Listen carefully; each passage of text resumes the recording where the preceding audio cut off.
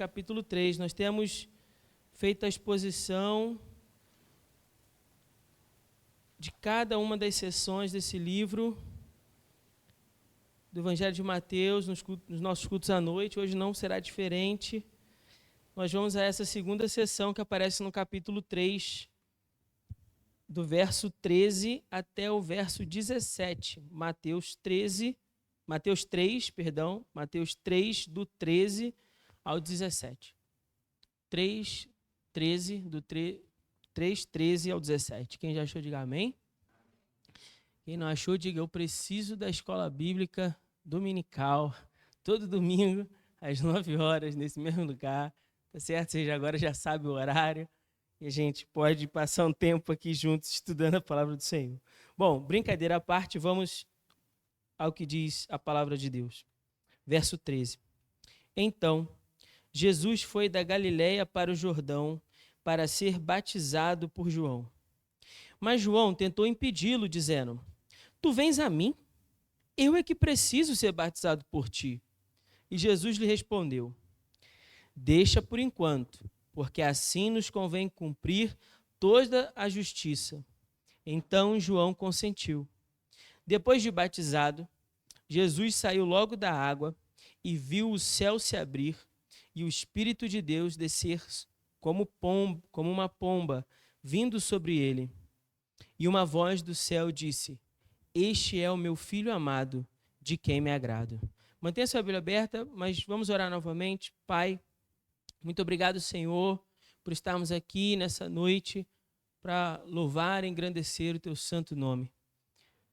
Ó Deus, nós acabamos de ler a Tua palavra e pedimos que no nome de Jesus nossos corações sejam encontrados como terra boa nessa noite. Que a boa semente que é a Tua palavra possa produzir em nós vida, Senhor. Frutos, transformação para a Tua glória, Pai. Pedimos que o Senhor, por misericórdia e graça, perdoe os nossos pecados, as nossas falhas e tudo aquilo, ó Deus, que faz separação entre nós e o Senhor. E que o Senhor, nessa noite, nos permita compreender qual seja a Tua vontade para nós. É o que nós pedimos no nome santo de Jesus. Amém. Os irmãos podem se sentar, mas mantenha, por favor, sua Bíblia aberta.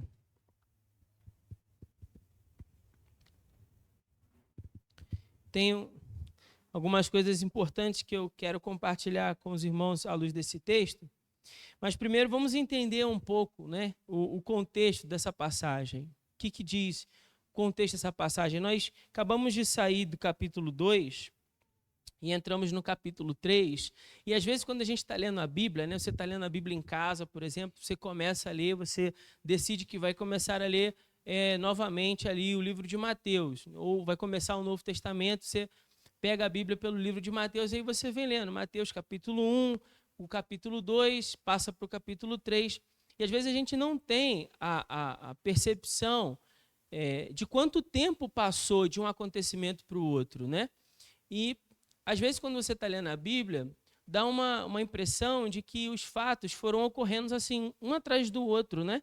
Porque como a gente está lendo de maneira contínua, e não há uma pausa, não há, o escritor não coloca para nós, passado tanto tempo, né? Nem sempre, raramente isso acontece na palavra de Deus. A gente não tem essa impressão, essa percepção de quanto tempo se passou. Mas um detalhe interessante para a gente ver é que do capítulo 2 até o capítulo 3, esse intervalo aí entre o 2 e o 3, passaram-se cerca de quase 30 anos. Quase 30 anos. Veja, o capítulo 2 termina com Jesus, no caso José, levando a sua família, né, Maria e o menino, para a Galiléia. Ele então recebe a notícia da morte de Herodes, ele volta para Israel. Quando ele chega em Israel, sabendo que Arquelau reinava na Judéia, ele toma a decisão de ir para Nazaré, dirigiu-se ali para Galiléia. Então ele passa a viver na Galiléia. E aí passando aí quase 30 anos, né, nesse tempo Jesus então viveu lá, cresceu, se desenvolveu, se tornou um homem, né? E agora era chegado o momento de dar início ao seu ministério público. chegado o momento de dar início ao ministério público, Jesus vai até João para ser batizado. De alguma maneira, a gente não sabe ao certo como, mas Jesus então fica sabendo da notícia de que João tem batizado as pessoas no Rio Jordão. E Jesus compreende que a atitude de João, né, que agora está ganhando, vamos dizer assim, entre aspas, aí no que eu quero dizer, uma certa fama, né, no bom sentido, é claro, mas uma certa fama pela região do Jordão, e as pessoas estão vindo de Jerusalém e da Judéia para serem batizadas por João, lá no Rio Jordão. Isso é o que está escrito do verso 1 até o verso 12, né, nessa primeira sessão do capítulo 3. Jesus fica sabendo disso e vai até João para ser batizado. Jesus vai começar o seu ministério público. A primeira decisão que ele toma é ir ao encontro de João e também passar pelo batismo. João estava celebrando o batismo, convocando o povo ao arrependimento para perdão dos pecados, como forma de preparar o caminho para a chegada do Messias. A gente falou isso no domingo passado. Então, por que João faz o que faz? Por que João convida judeus ao arrependimento? E isso é um detalhe interessante. Por quê, pastor? Porque o batismo era algo que já era praticado em Israel. Só que o batismo ele era reservado a um prosélito. O que é um prosélito? A um gentil, a um não-judeu.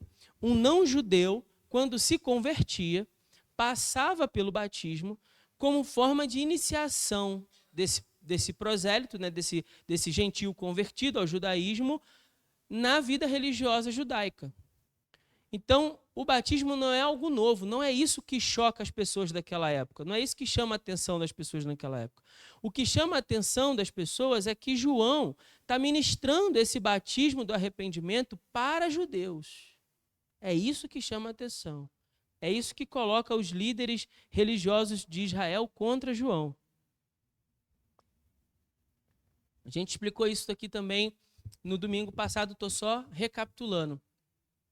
Os fariseus e os saduceus vão ficar contrários a João porque eles se ofendem com esse batismo, com esse convite ao arrependimento para aqueles que já haviam nascido de Abraão. Então, como assim nós também precisamos ser batizados? Nós somos filhos de Abraão. E então João declara, bom, raça de víboras. Uma mensagem não muito agradável, né? Raça de víboras. Quem ensinou vocês a fugir da ira divina? Vocês também precisam se arrepender. Então, João é duro na sua mensagem, ele não dora a pílula, né, como a gente fala, ele não adoça o remédio, ele declara a verdade que Deus havia mandado declarar ao povo. Isso vai ofender alguns, mas diz a Bíblia que muitos vão crer em João e vão se arrepender dos seus pecados e vão ser por ele batizados ali. Jesus, ao tomar conhecimento disso, ele então vai até João para também passar pelo batismo. O que nos estranha nessa passagem, talvez, né, não sei se você também pensa isso, mas eu confesso que essa não é uma passagem tão fácil assim da gente compreender, né, embora pareça fácil no primeiro momento. Tem muitas perguntas aqui que, às vezes, acabam mais atrapalhando o nosso estudo do que ajudando, mas, enfim, quando Jesus é batizado, isso nos causa uma certa estranheza. Por quê? Porque em que consiste o batismo de João? O batismo de João consiste no arrependimento. E quem é que se arrepende?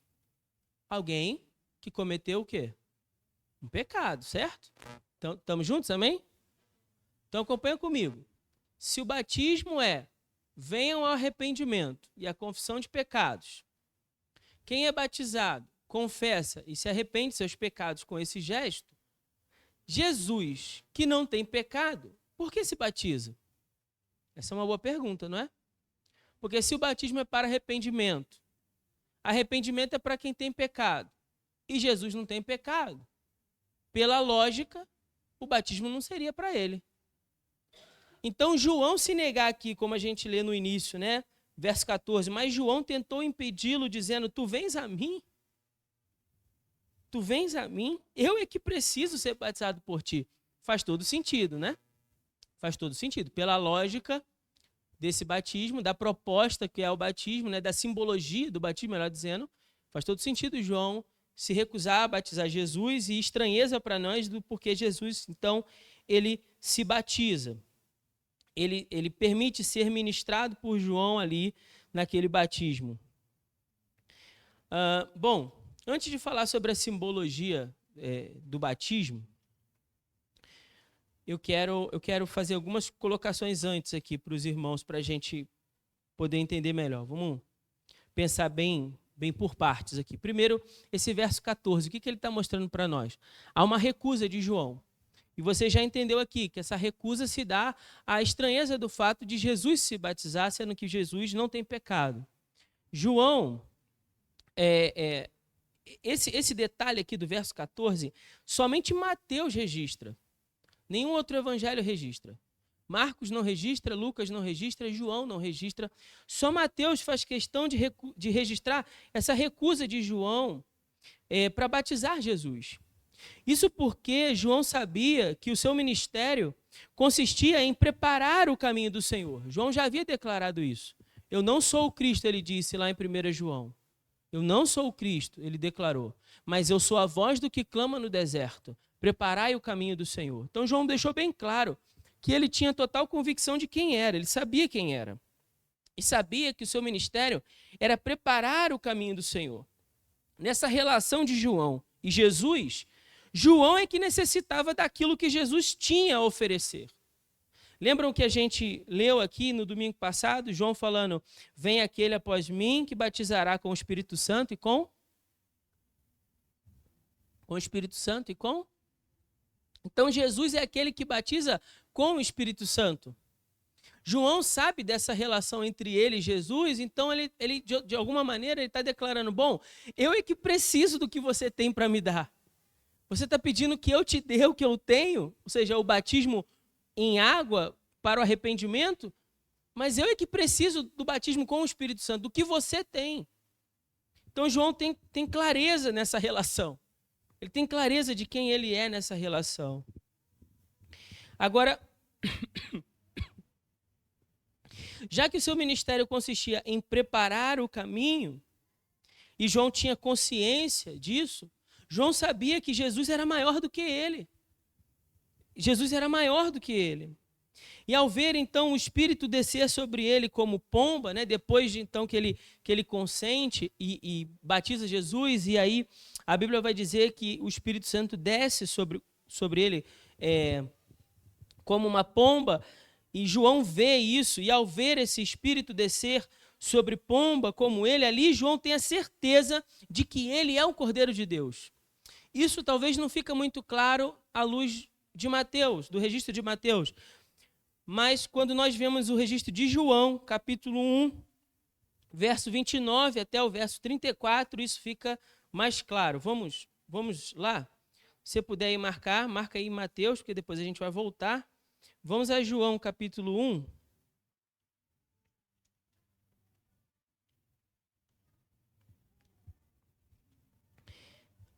A partir do verso 29, eu vou ler do 29 ao 34.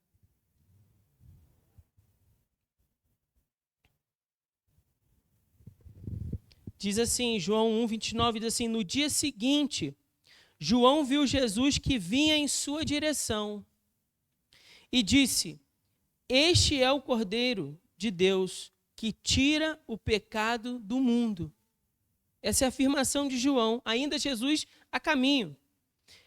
E aí ele diz, é sobre este que eu falei, depois de mim vem um homem que está acima de mim, porque ele já existia antes de mim, e eu não o conhecia, mas para que ele fosse manifestado a Israel, vim batizando com água.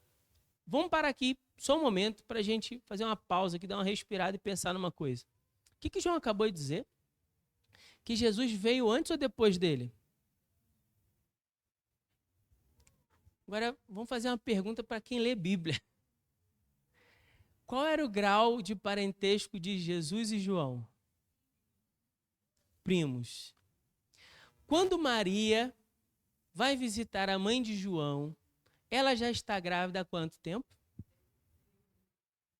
6 meses. Então, quem nasceu antes? João ou Jesus? Quase que um trava-língua. João ou Jesus? João, certo? Mas olha o que João fez questão de registrar das palavras do testemunho de João Batista, dizendo: eu não o conhecia.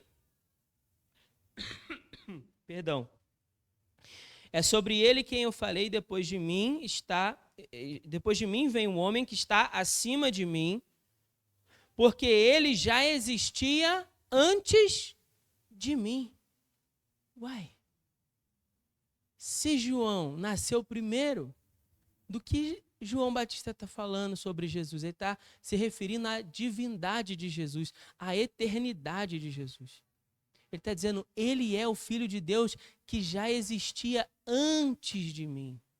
Antes de tudo, ele já existia. João Batista estava aqui testemunhando sobre a divindade de Jesus. Ele é o Filho de Deus. Olha o que ele vai dizer. E João deu testemunho dizendo: vi o Espírito descer do céu como pomba e permanecer sobre ele. A passagem que a gente leu lá de Mateus, né? Aqui é João contando isso aos seus discípulos. E aí o 33 diz: eu não o conhecia, mas aquele que me enviou para batizar com água disse: aquele sobre quem vires descer e permanecer o Espírito, este é o que batiza com o Espírito Santo. Esse é o que batiza com o Espírito Santo. Olha o que o texto está contando para nós, no verso 33. Aquele que me enviou, ou seja, Deus, ele me disse.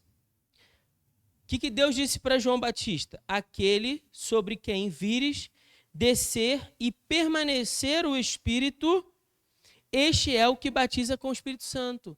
Então vamos voltar para Mateus e pensar naquele relato de Mateus. Mas deixa a Bíblia aqui em João por enquanto. Mas vamos pensar naquele relato de Mateus. Quando Jesus vem para ele se nega no primeiro momento a batizar, mas depois ele consente e batiza. Quando ele batiza, ele vê o céu aberto, o Espírito Santo descer sobre ele como pomba. Naquele momento, é isso que o autor está dizendo, naquele momento, então, João se lembrou do que Deus havia falado a ele. Entende? Então, aquele momento, quando João está lá e ele batizou Jesus, e agora ele está vendo como uma pomba descer sobre Jesus, o Espírito Santo descendo sobre Jesus, naquele momento é a confirmação para João. É a confirmação para João. Tanto é que depois ele vai dizer assim, verso 34, eu mesmo vi, eu vi, e já vos dei testemunho de que este é quem?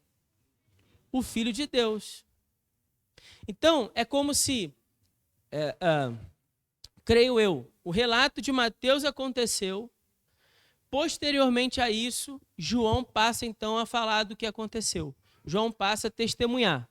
Isso fica mais claro quando a gente vai para João capítulo 3. Mas não precisa ir para lá agora não. Só para você entender, isso fica mais claro lá. Quando João é questionado sobre o batismo de Jesus. Mas antes, ele já está contando para os seus discípulos de como foi aquela experiência. E é como se ele contasse, bom, naquele momento, em outras palavras, que o Espírito desceu sobre ele como uma pomba. Então eu me lembrei das palavras. E compreendi, esse é o Filho de Deus. Mas não só porque Deus havia falado e confirmado isso ao coração dele. Também porque ele ouve um testemunho do céu. Nós lemos lá em Mateus, vamos voltar para Mateus. Nós lemos lá em Mateus, verso 17. E uma voz do céu disse: este é o meu Filho amado. Uma voz do céu disse. Então, João reluta, porque sabe quem é nessa relação, mas depois de consentir, ele muito se alegra, porque ele vê confirmada a mensagem de que Jesus de fato é o Filho de Deus e dá testemunho disso. Ele compreende, depois daquele acontecimento, que realmente Deus queria que aquilo acontecesse, que fosse daquela maneira. Depois, no verso 15, nós temos a identificação de Jesus com o seu povo. E essa é uma parte muito importante para você entender. Preste bem atenção, porque senão a gente não consegue compreender esse texto de verdade, assim. E essa não é uma parte muito fácil para explicar.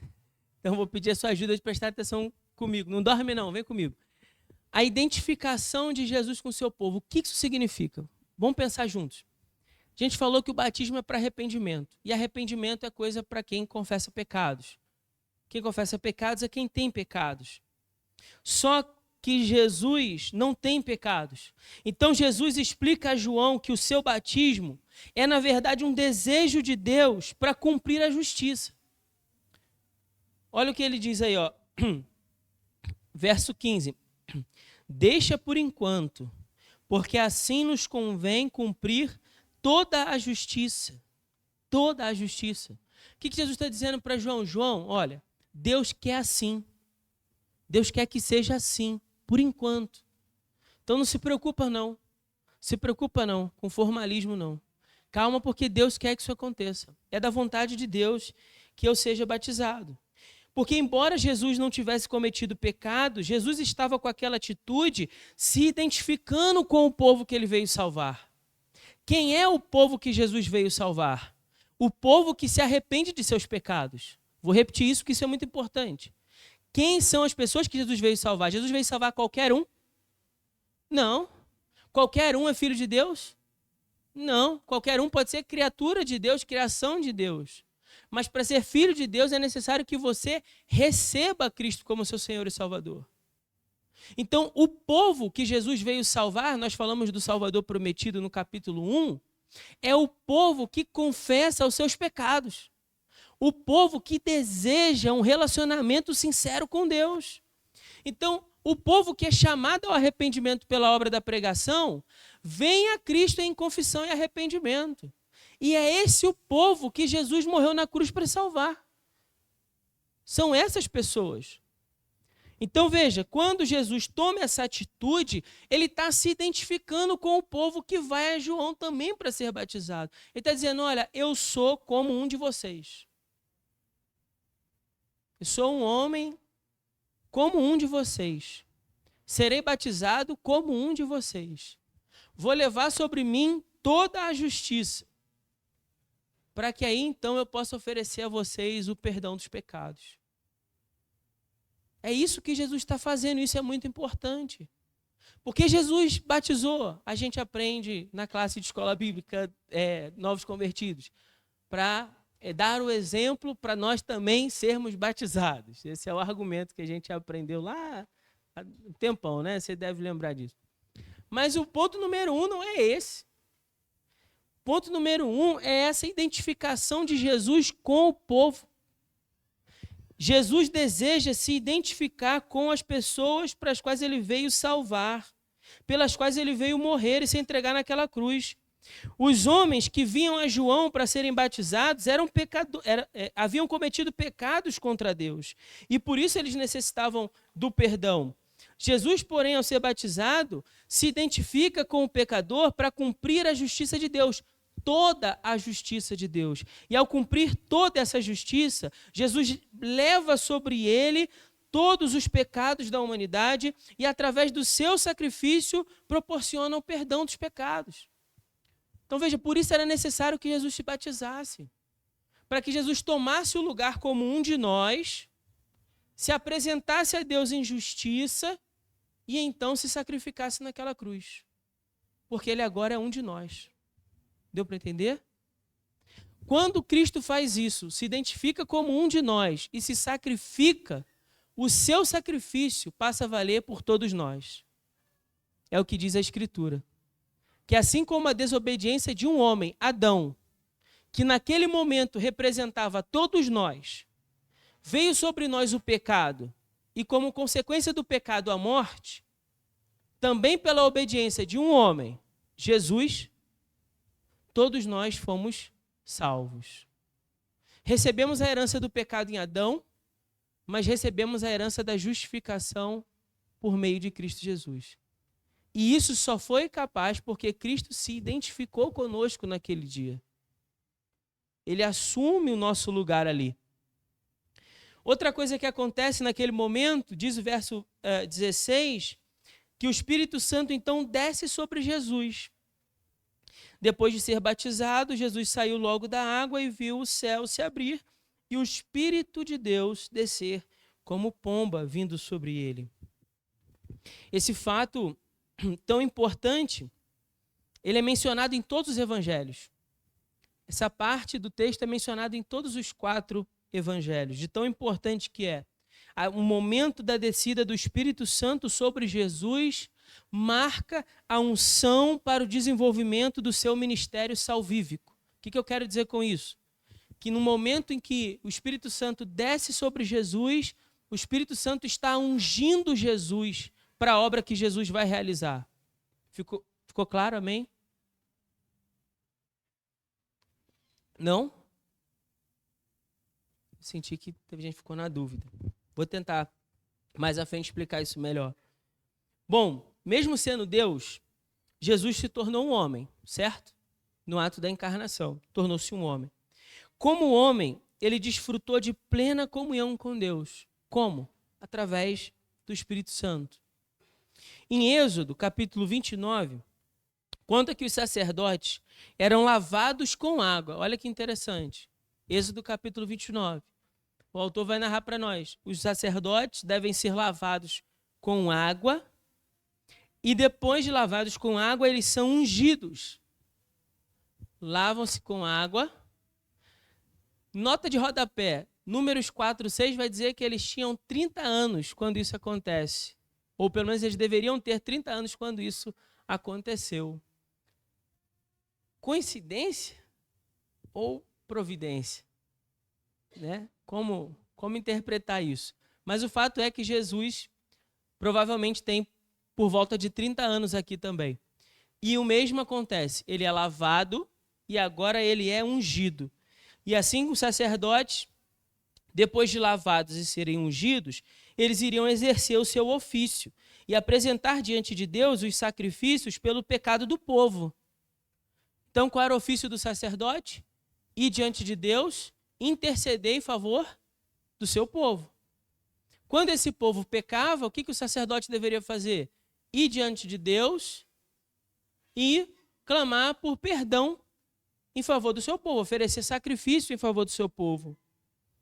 Do mesmo modo, Jesus é lavado, é ungido e agora ele vai apresentar um sacrifício, mas não é um sacrifício de um animal, é o sacrifício de si mesmo, um sacrifício perfeito pelos nossos pecados.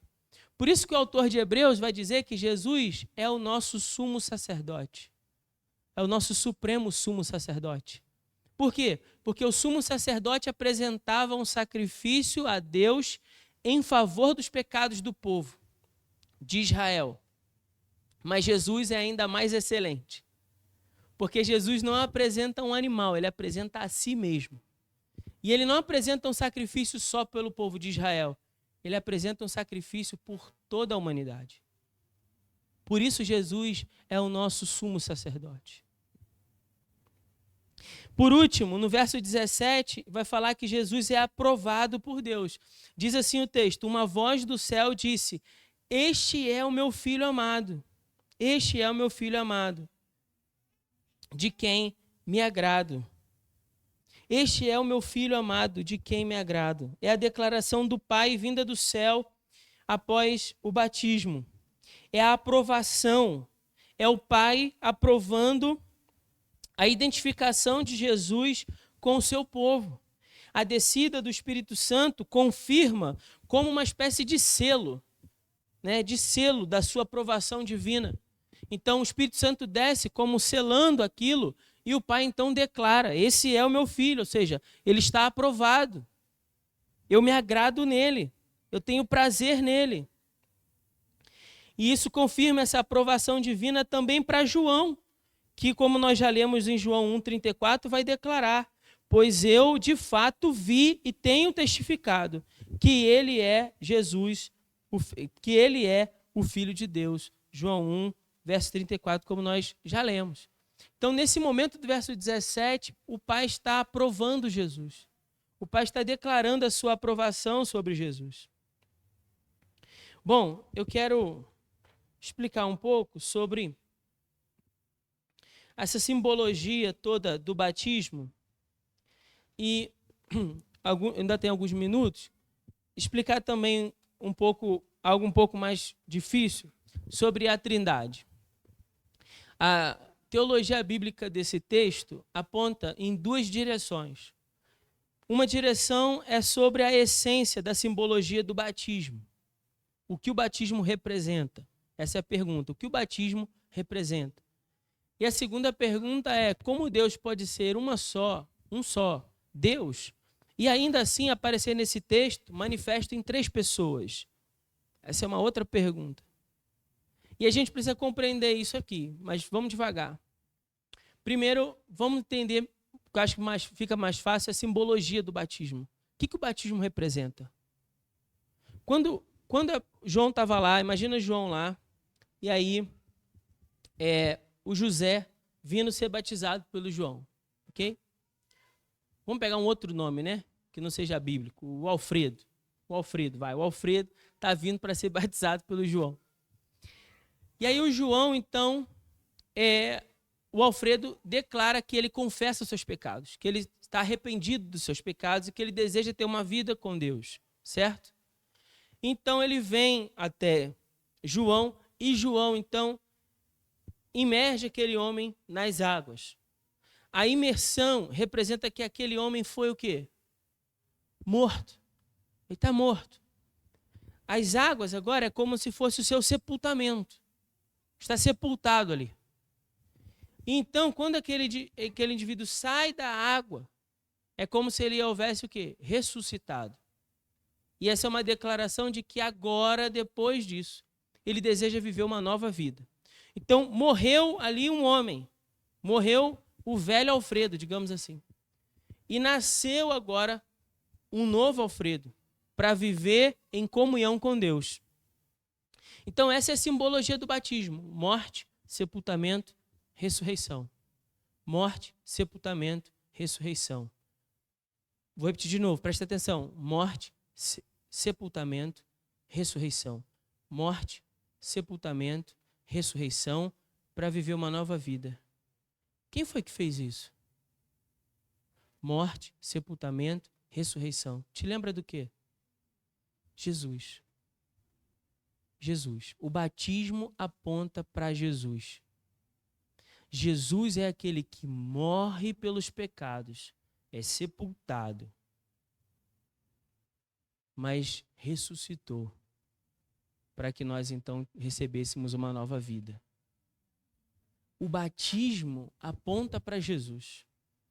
Olha que coisa maravilhosa.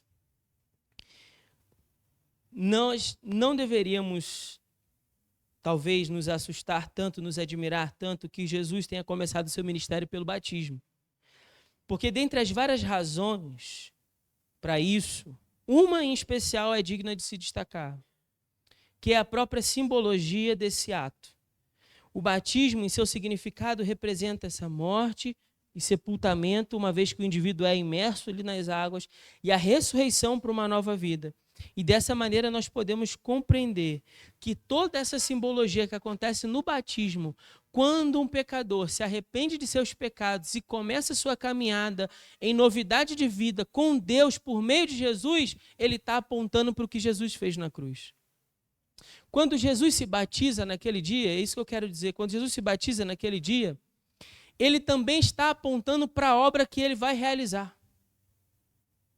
Quando Jesus se batiza, no início do ministério, ele já está apontando para aquilo que ele vai realizar na cruz.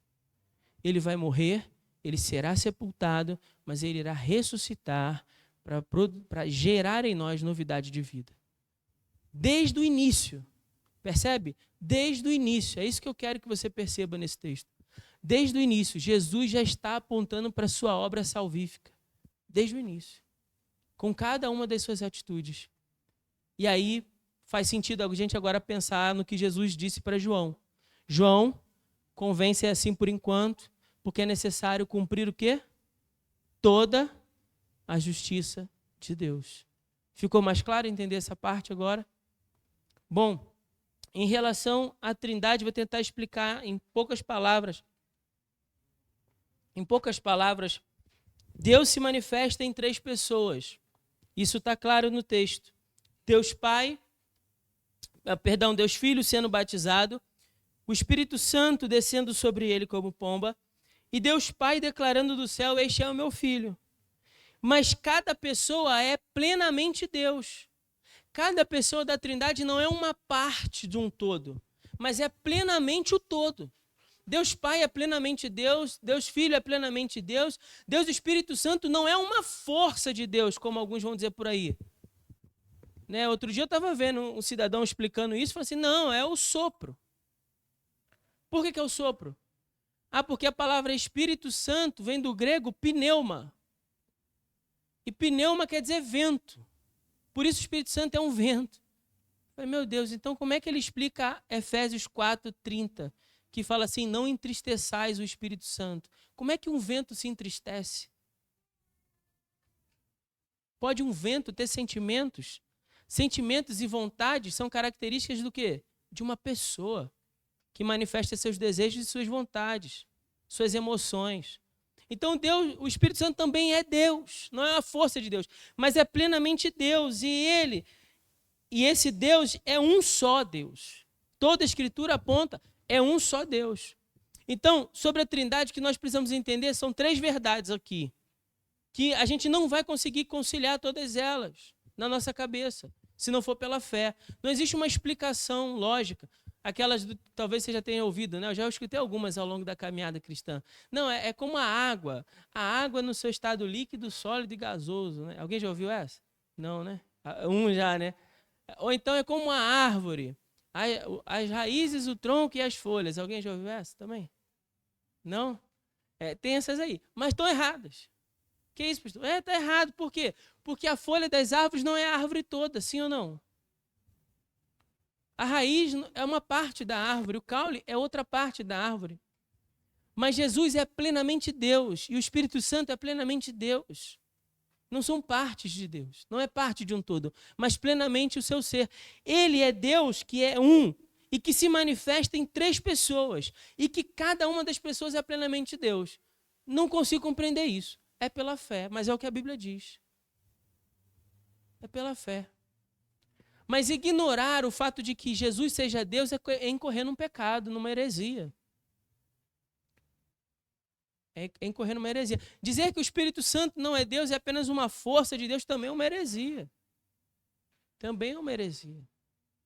Colocar Jesus como uma criatura de Deus, como um ser criado de Deus, acima dos anjos, né? Ou o maior dos seres angelicais, vai ter gente que vai falar isso por aí, também é uma heresia. Jesus é Deus. É Deus, manifesto na pessoa do Filho. O Filho que veio ao mundo para nos salvar. Deus Pai nos cria, o Filho nos redime e o Espírito Santo nos santifica. Para que eu e você pudéssemos, sendo homens, ter uma experiência com a Deus eterno. Bom, eu já estou terminando. Agora vamos para nossas aplicações. Como é que esse texto, então, me ajuda a viver uma caminhada cristã? Como é que esse texto se aplica à nossa vida? Eu quero propor aos irmãos duas visões de aplicação desse texto. A primeira delas é sobre o próprio ato de Jesus ser batizado e depois do porquê nós deveríamos ser batizados, para aqueles que ainda não são. Mas essa primeira é para todos nós, para todos nós.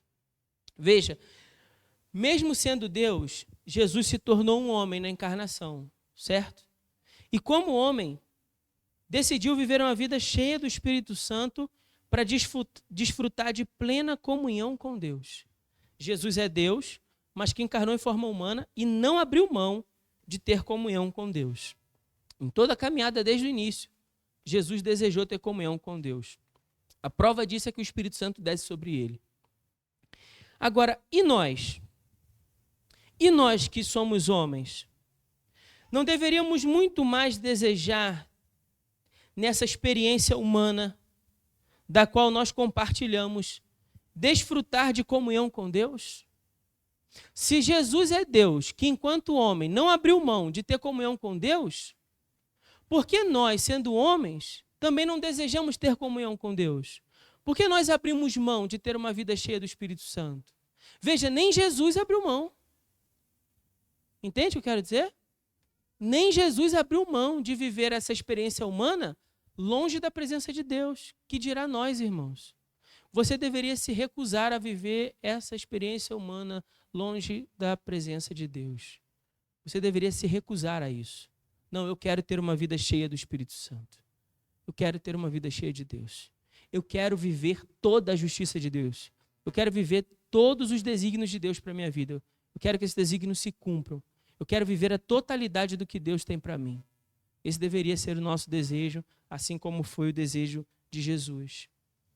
E segundo, Jesus é um exemplo a ser seguido. Porque Deus deseja que nós sejamos transformados na imagem do seu Filho. Essas são as palavras do próprio Deus. Este é o meu filho. Veja que Deus Pai não falou nisso nem a respeito de Adão. Ele cria Adão e fala, tudo que eu fiz é muito bom.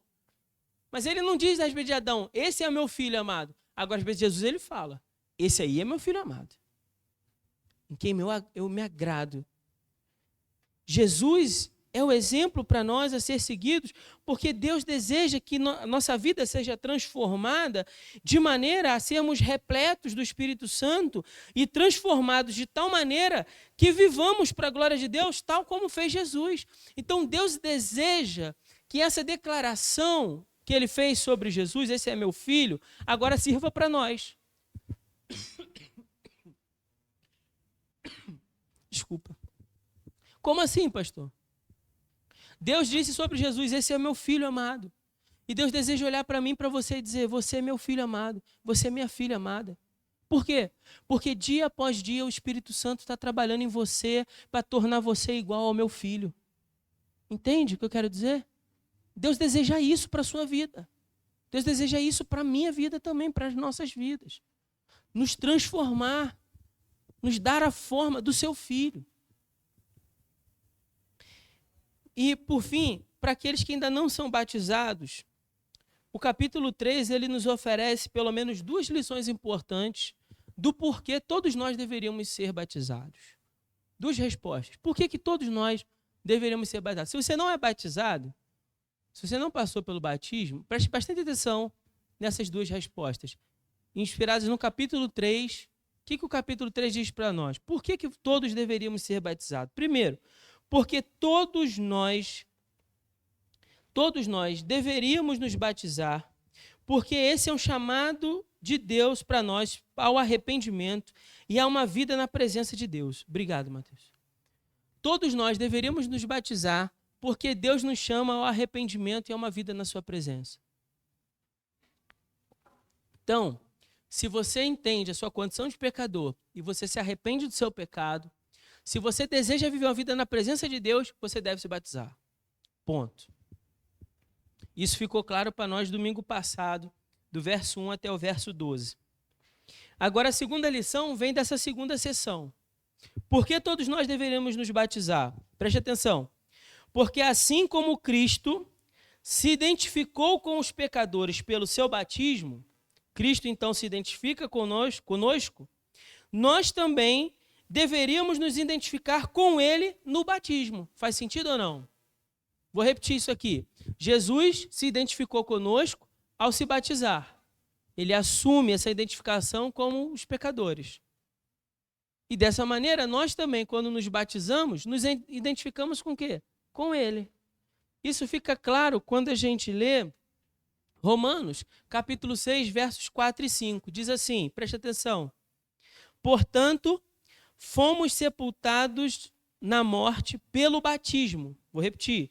Fomos sepultados na morte pelo batismo, para que, como Cristo foi ressuscitado dentre os mortos, pela glória do Pai, assim andemos nós também em novidade de vida. Olha o que o apóstolo Paulo está dizendo.